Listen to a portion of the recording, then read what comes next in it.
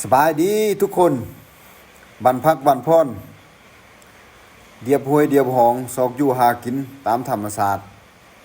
นี่แม่นน้ำห้วยกวันอยู่เมืองกวันแขวงหัวพันน้ำใสไหลเย็นอากาศสดชื่นเลาะซอกเก็บผักหักนอหาปูหาปลาไปสิแหละทุกคนเลยชมบรรยากาศชมวิวทิวทัศน์แบบธรรมศาสตร์บ้านเฮาอันนี้มันต้นส้มฮอเฮามักเอาไปเสิร์ฟลาบปลาน่ะ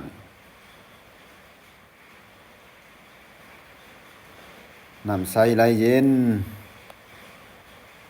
หลายคนก็สิถามว่ามีปลาหลายบ่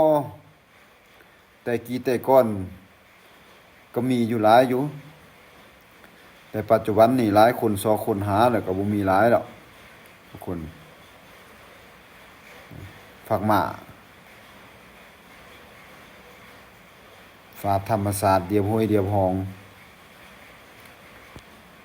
สมบรรยากาศ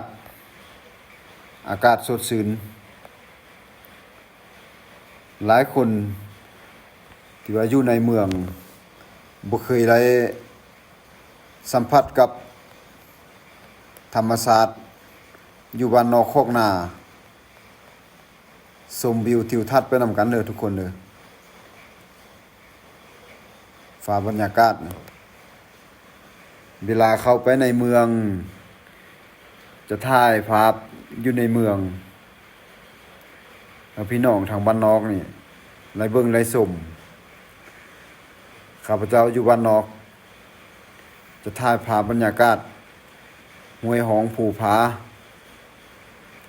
ไปเฮอพี่น้องเฮาที่อยู่ในเมือง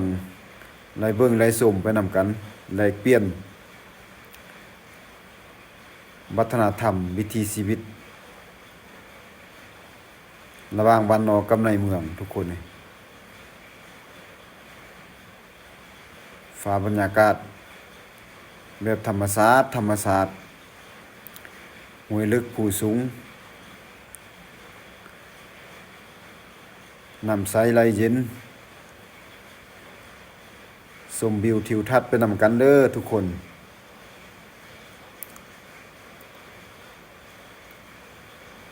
อากาศสดชื่น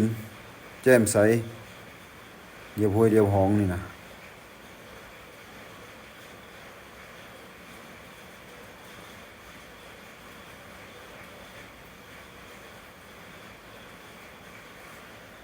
ฝนตกน้ำขุ่นนี่เอาแฮที่มาขวางนี่ก็พอได้อยู่ได้กินทุกคนนี่ห้วยนี่แต่เฮามีปลาหลายคือแต่กี้นี่บ่มีแล้วปัจจุบันนี่มันหลายคนซอคนหา